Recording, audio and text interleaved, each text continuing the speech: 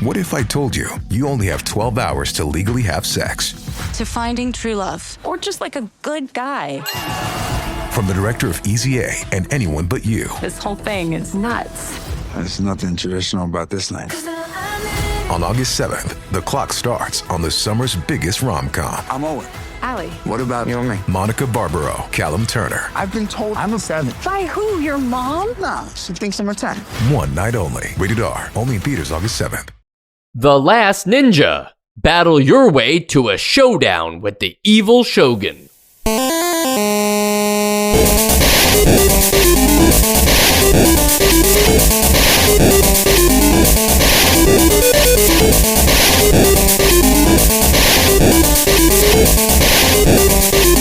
And welcome to Nostalgia, a chronological exploration of every NES game released in North America.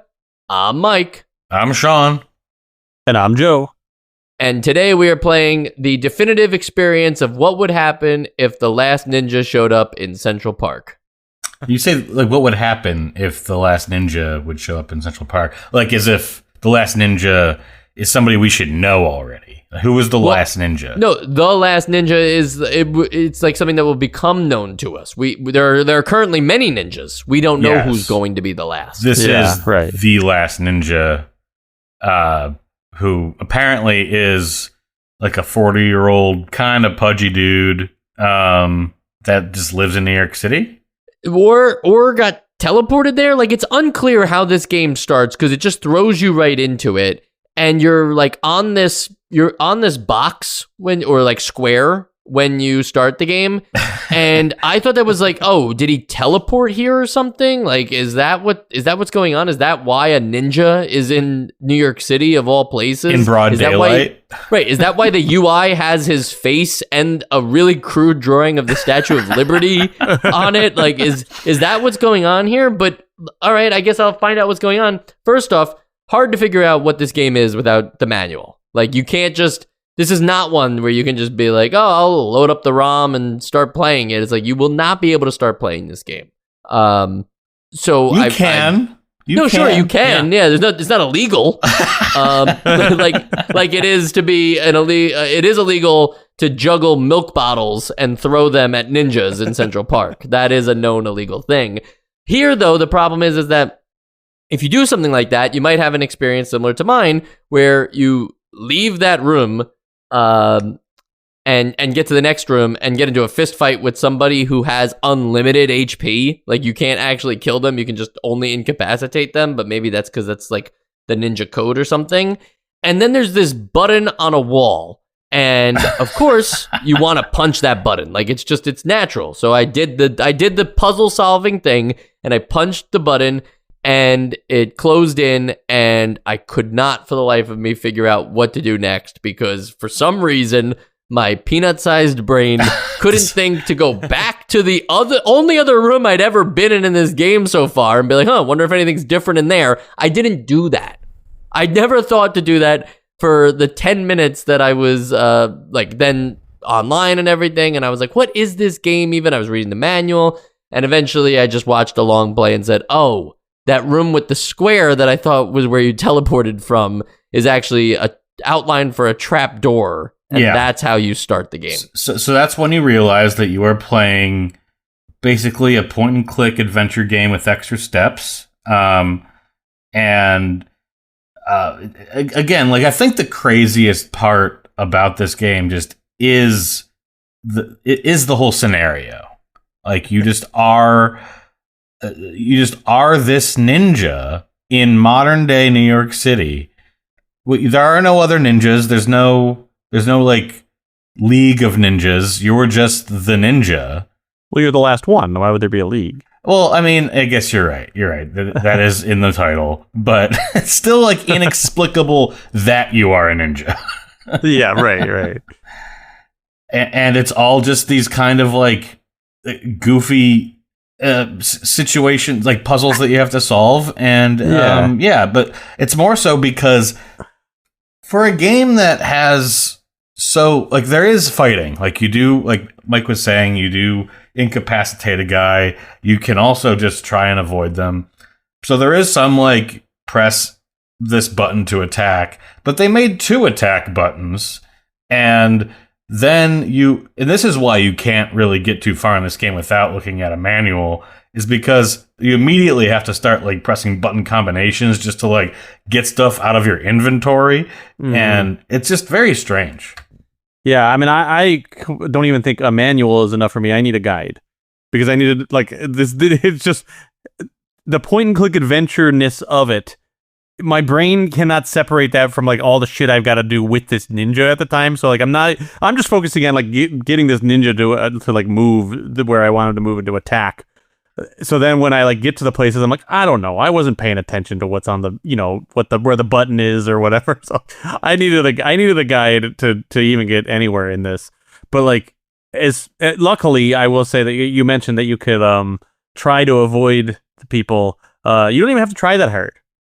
They don't really bother you if you don't bother them for the most part. I guess it depends on how lucky you get with like wherever they spawn or something, because they will block you, and then you look like an idiot, or at least I look like an idiot, just jumping in place trying to get past these guys while they beat the shit out of me. You get cornered, for sure. So but like if you just like don't engage with them from the very beginning, a lot of them are just like standing there. Some of them do come at you, but even when you are in a fight, what drove me crazy is like there's just nothing about these punches and kicks or anything about the way you're playing this game that makes you feel like a ninja. Like all the way back in like Kung Fu, you felt like cool when you were doing your kicks. Like this is just like, it feels like I'm just standing there like, all right, like I got to position myself like right here so I can throw the punch right there. Okay. And now he's going to hit me a couple times. Oh, I got to move over like 1 inch so I can kick. And like, it's just like, it feels like it doesn't feel good. It feels like I'm playing as myself. Like if I dressed up in a ninja costume. And that's largely because of the isometric viewpoint, which we haven't brought up yet. But this game is another isometric game. And like that's what's making this so much weirder to navigate, because I don't disagree with the point and click like analogy. But because this isn't a game where like you use a mouse and like pick up objects and have like clear commands, because you're also like in an actual action game at the same time, any kind of like combination of items or puzzle solving on top of being the character at the same time creates a very frustrating experience most of the times for actually solving the puzzles. Because like there's puzzles in games that are just basically like try to find the key so that you can open the door, and sometimes the key is just on the ground, other times it's like a combination or something. Like this game has stuff like that, but then it also has like, okay, jump make on sure this boat. Yeah, exactly. Or don't even jump on this boat. How do you get the boat to move first? Well, you have to jump over this area of water that leads to another screen. So you have to know that there's going to be water there in the first place. You have to jump from the other screen to then make a leap of faith to the next screen over so that you're in the jumping animations, that you land in the little island, and then take your stick, which you hopefully acquired, because if you don't have the stick, you can't do this, and then nudge the boat, and then the boat starts moving, and then you go back 2 screens to where the boat is going to line up your jump to land on the boat as it's sailing across. It's like, I mean, damn, pretty cool puzzle. Like, it is involved, but like, it's really hard to pull off. You will die trying to jump on the first boat many, many times before you ever get to that second. Like, why can't ninjas swim? I mean, it's a well-known fact that ninjas can't swim. Right. That's why there's only one left. Yeah, they all drowned. Since the floods. Yeah. Joe, you mentioned that you don't feel like a ninja in this game. And it is true. Like, I agree with Sean that, or maybe both of you said this, that like you can avoid the enemies. You should avoid the enemies because they can't be knocked out. So you're going to keep going back to these screens anyway. And you do have a health bar and such. So you might as well avoid conflict when possible. So I guess in a way, the game is forcing you to be non-violent or maybe a little stealthy, but it should have went more in on the stealth. Right, it should have went in on the stealth. You're a ninja. Like, what are you doing just walking around in broad daylight in Central Park and everybody's just like, yeah, this guy here's again. Well, and you know, I don't want to rule out the fact that like the gameplay being like you not feeling like a ninja might have been like tongue in cheek. You know, it might have been like, yeah, you're the last ninja, and like, look at this guy, he's an idiot. He's walking around in broad daylight. He looks like he's in I don't like think a Halloween so. costume. But like, I don't think it's that crazy. I mean, the opening like intro screen made me think, oh, this is going to be a silly game, and it's like intended to be a comedy. Now, I didn't really get that while playing it, but like when I'm looking back right now at the game, I'm like, It really is, with like the though. little like bamboo font and the music with like and the Fred and Wilma or whatever are the like high Fred- scores. Yeah, I'm wait, like, we true. got to talk about the high scores for a second because it is funny that it is Bert and Ernie as first and Oh, second yeah. place, then Barney and Fred. So we have Sesame Street and the Flintstones. Then it's Stan and Oliver, which is Stan Laurel and Oliver Hardy, two old style comedians. And then it Yes. just turns into Hello, Marco and Rex. Like, well, who the hell are they? Whoever Marco and Rex are just got immortalized next to some pretty important names. I'm starting to think it's their cats. But Hello, that's our just cats, me. yeah. Yeah. I think that there's definitely that definitely leads me to believe that some of this is supposed to be funny, but a lot of this, like, I can't see that they did this on purpose. Like, when you pick up an item, did anybody else just think he was just sort of like squatting on it and like picking it up with his butt? Am I the only one that immediately no, jumped not at to all. this? Okay. I Just think the game making gets sure. silly like that all the time, though. Like there's a crocodile blocking the exit out of the sewers, and naturally, what would you do? You would set the crocodile on fire, right? Yes. You just throw a Molotov cocktail at it, and next thing you know, it's on fire, and you're out of that room. Much like how ninjas can't swim, we do know that like the mortal enemy of any crocodile is a Molotov cocktail.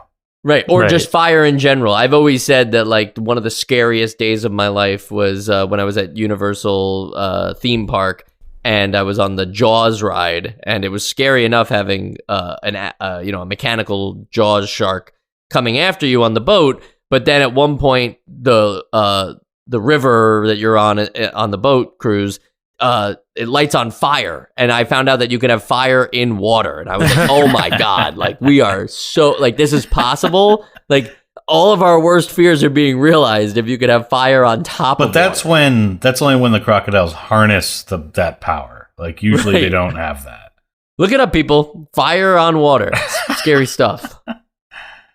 All right, so the hook of this game, whether it's the tone or the ridiculousness or being a ninja, the real game is about figuring out what object you need, where to use it, and how to position yourself so that the game understands that you're trying to use it. Because so much of this is like contextual, and I do think like if it was even followed more of the point and click commands and had like when you're near, let's say you're near a chest, right? I don't even think there are chests in this game, but if there was, and you were able to then like navigate to a sub menu for use and then key, like that would be better than having to cycle through this menu of just your UI says you're using and you're holding, and using is like what you're using to attack, and your holding is the item that you're trying to use to solve the puzzle. It's just all a very like clunky experience. And this is something I never truly understood. Like you always kind of default to using a ninja kicking, and there's always like a number next to that. What does that mean? Is that like I how see, many I thought that kicks that you was- have left? Yeah, I thought that was just like they ran out of real estate on this UI because of their giant ninja head and Statue of Liberty. So they just like had the using thing, but then like when you're done selecting it, it switches back to like, oh, and this is how many lives you have. Okay, I thought it was lives, But I don't know. And yeah, this is so strange. And then I started to think that like, do you lose the item you were holding if you pick up another one, or is it just like you got to start cycling through it again? Because I ended up like just dying so many times I could never really keep track of what my inventory ever was. But I remember like I picked up a key and I needed to use that key to open up a gate. But then I tried as hard as I could to find that key, and I had accidentally picked up like an egg muffin since. And I'm like, Well, did that overwrite my key? You're not thinking of the right button inputs, Sean. It's not simply enough to use select to cycle through them. You have to press select and the A button Which to is cycle crazy. through what you're holding. It's so crazy. Because to cycle through what you're using, it's select and the B button. These are just normal things that everybody's come to understand in video games. We always cycle through our inventories with the select and B button and vice versa with the A button. It's tough. It's very tough. I also don't like some of the like what holding and then like just showing the picture of like the world's worst cheeseburger. Like, what is that? That actually looks like 2 pancakes with like some jam stuffed between them. That doesn't look like It's a New York style cheeseburger, Mike. Or it's actually it's just a hamburger according to the manual. And this is where things get weird. It has this thing about clues about objects, right? And it tells you like it's not telling you exactly what they're for or whatever. But for hamburger, it just has in quotes as if like somebody like your mentor said this to you. Greater love hath no man than this, that he lay down his extra hamburger for a friend. Okay, no, this is all definitely on purpose now. Right. And so hamburgers are you use them to get an extra life. I see, yes. So, but what so, you know, you go through all this. I feel like we've touched on how you interact with the world. This all leads us to learn that it's all Satanists, right? Is that what was going on? Well, there is some cult thing going on. Yeah, you get into this mansion, and then you just see a pentagram on the ground, and you have to, like, you do something with a safe. I guess you picked up a combination at some point. I didn't get this far. I actually didn't get this far either. Now I'm seeing it. Yeah, the pentagram even like comes to life and shit. Like, that's pretty spooky. You unlock the safe that summons I guess ninja ghost. I guess the second last warrior. Second last ninja.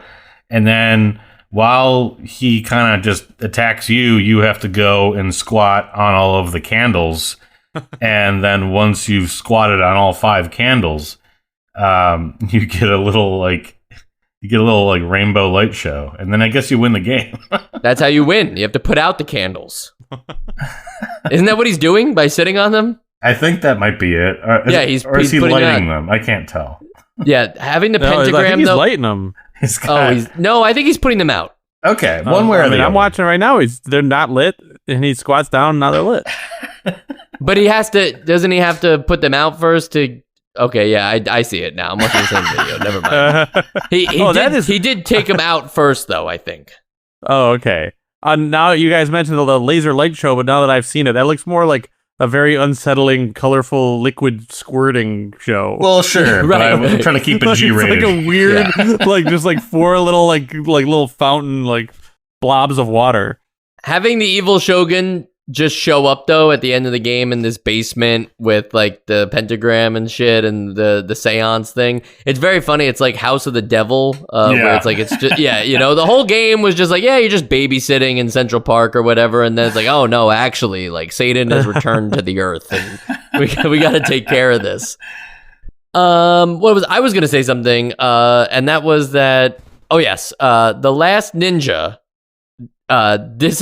This is a like Commodore 64 franchise. I didn't know that those existed, but yes, it's a series of games on the Commodore 64, and this one got ported to the NES. But it is actually not The Last Ninja. This is The Last Ninja 2. Oh, wow. It's kind of like Final Fantasy. Right. Yeah. I think he's still the same last ninja, so he remains like he hasn't found any new ninjas. But The Last Ninja 2 is actually The Last Ninja on the NES. And there will be no Last Ninja 2 or Last Ninja 3 in future NES episodes. So were there more Last Ninjas on Commodore?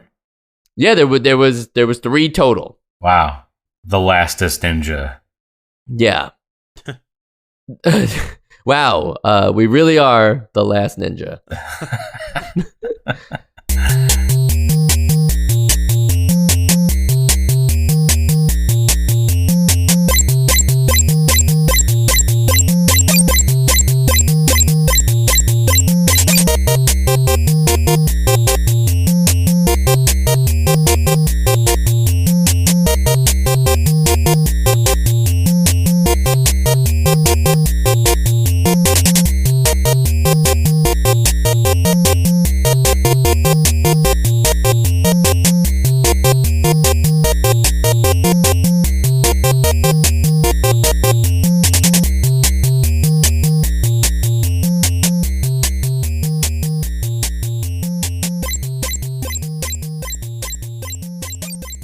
Another funny thing, I think actually now I am coming around to this game just being a comedy, is that there is that one part with the giant fan, and if you don't like hug the wall right next to the giant fan, you will just blow away and die. And I think that is like that's another subtle nod at like that the game is actually supposed to just be like a good romp.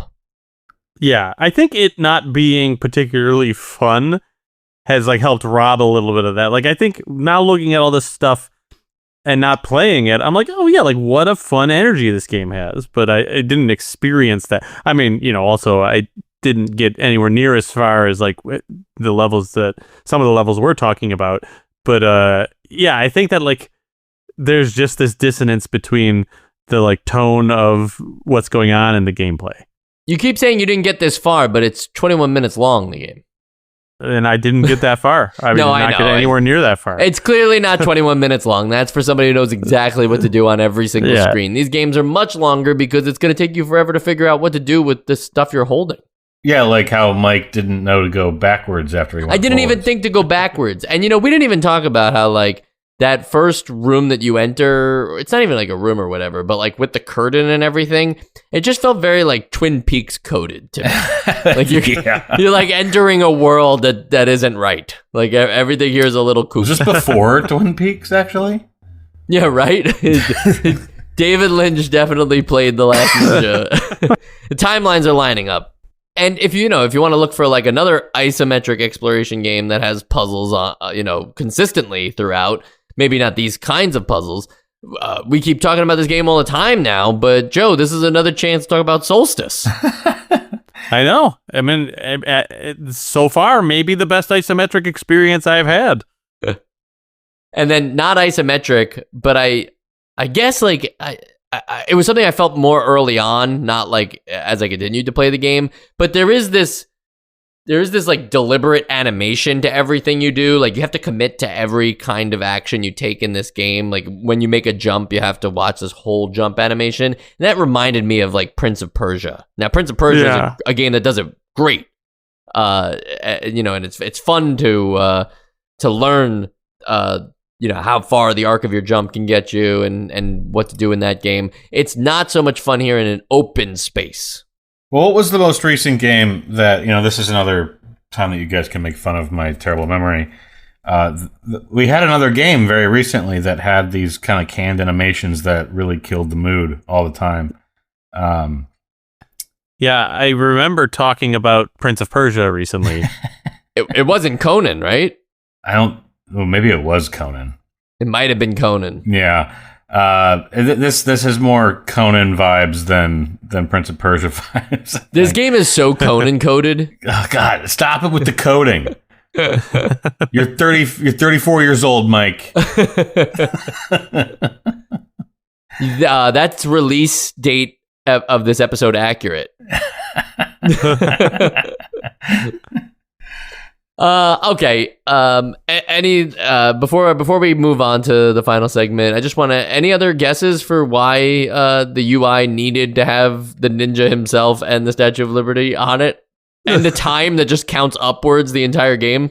Yeah, the upwards counting clock. I guess you can compare with your friends. I think it's useful. I did it in.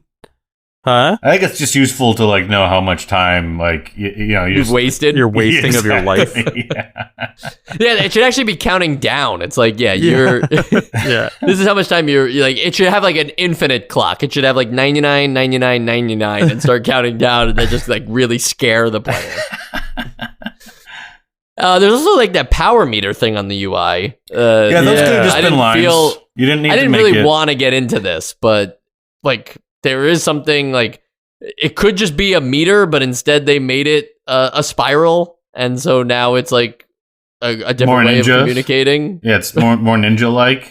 Yeah, and could have also just been like a shuriken with like each different spike coming off as you use your power. It also is very strange, like just the way they arranged it. Like your enemy's power is on the left, and you think maybe that you're actually getting your ass beat, but you might be beating their ass. And then when they go down and it slowly counts back up, it gets very like I don't know. It's a very weird way Yeah. they did all this. It's definitely stupid. But as I was playing it, I was like surprised that like, okay, like the utility is there and it's not as hard to read as I thought it was going to be. But all they you had still to don't do, need to do a spiral, yeah. but like it does have like, you know, if you think of like a spiral, you've got kind of like the inner, like inherently you create like an inner spiral, and it's I guess it's not even that, but it's just like there's a filled in part of the spiral that first is like your first bar of health. Yes. And then the actual outline of the spiral itself is the second bar of health, which like, I guess, yeah, that's good utility to give yourself more health for the real estate. You could have done that with straight lines Yes. also. Especially but, when like, I guess it's memorable. You've definitely ruined a lot of like they could have saved so much space just by getting rid of Mike's pet face and Statue of Liberty. But now you're really committing to not being efficient with your UI by having your power bars curl up like this and take up square footage. It's silly. It's all very silly. The game was developed by Beam Software and published by Jaleco, and at the end of the manual, Jaleco actually has a little questionnaire that you can fill out in the manual and then mail to them to help Jaleco invent new games that you'll like. And it then proceeds to ask so many questions that are, just privacy, just giving it out for free in the mail. But your name, your age, whether you're male or female, address, city, state, zip code. How did you get this game, whether you bought it or got it as a gift? That's important and will be noted. How many games you own for your Nintendo? They are calling it the Nintendo. How long have you owned your Nintendo? Does your Nintendo have any other accessories? And you can check the gun, the power glove, the gun. What the hell? Not the zapper? Like, Yeah, the just, gun. do you own the gun? Do you own a gun? Because we're very interested in knowing if you check own like the top guns. shelf of your parents' closet. Right. And try the trigger too while you're at it. See if it's loaded or Jeez. not. It's getting dark. Don't do that, kids. So please For don't all do our that. underage listeners. All right, I'll take it out, Joe. This is all very quaint because you know that you give this information out every time you like you Anytime I log in on anything Exactly. and say sign in with Google, I just assume this is what they're sending them, Yeah. whether I own a Game Boy or not. Like I'm sure Google's telling them. But here's how you're going to help them invent the new game. Forget all the personal information. They ask, what kind of games do you like to play on your Nintendo? And I thought this was interesting because we have role-playing as a genre. So like they are familiar with the same kinds of terms that we still use today, like role-playing, adventure, sports, arcade. But they have some other genres in here, like movie hits. That used to be its own thing. Like it was a movie hits game. And not racing games, but driving games. That's fine. I can understand the difference. But then they have war games as its own genre. War games. Is that like tactics? that's got to be like Nobunaga stuff. Yeah, right? Yeah. And then how often do you play your Nintendo? Do you play alone or with friends? You can only check one box, I guess. Like you're only allowed to play this thing, one or the other. How do you learn about new games? And then all sorts of like, what movie did you last see? What magazines do you read? Do you have any brothers? Do you have any sisters? How old? Gosh, they are building a complete picture with this information. Jaleco, they were some shiesty guys, I guess. Well, that's how you help Jaleco invent new games on the Nintendo. And I would like you guys to help me invent new games for the Essential Games List.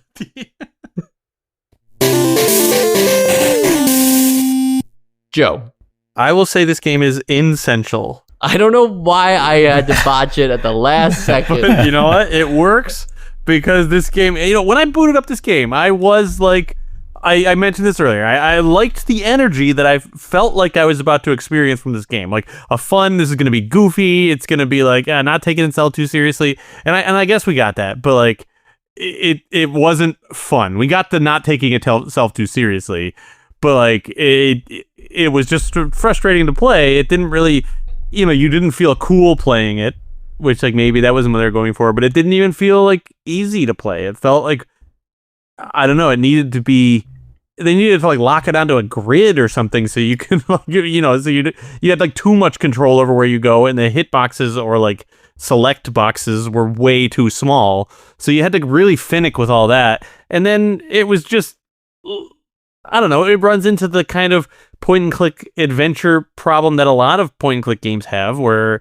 there's not enough context to make you feel like you're satisfyingly solving a puzzle in a way that's enjoyable. It's just kind of like, I don't want to say trial and error, but I guess it sort of is. So I don't know. I think overall this is definitely essential, which is not essential. Sean. Yeah, this is a bizarre game, and I think this one's actually going to stick with me. Just how, with how like pathetic you are as a ninja, like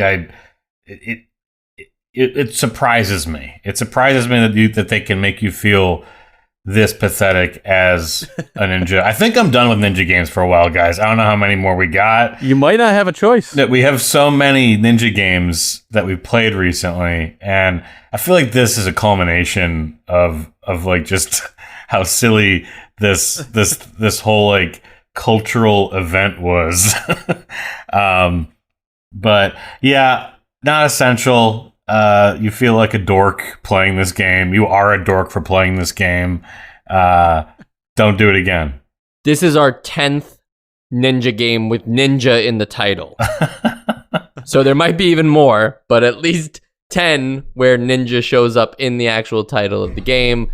For those keeping score, that was Ninja Kid, Kid Nicky, Radical Ninja, Ninja Gaiden, Teenage Mutant Ninja Turtles, Ninja Gaiden 2, Little Ninja Brothers, Ninja Crusaders, Shadow of the Ninja, TMNT 2, and now The Last Ninja.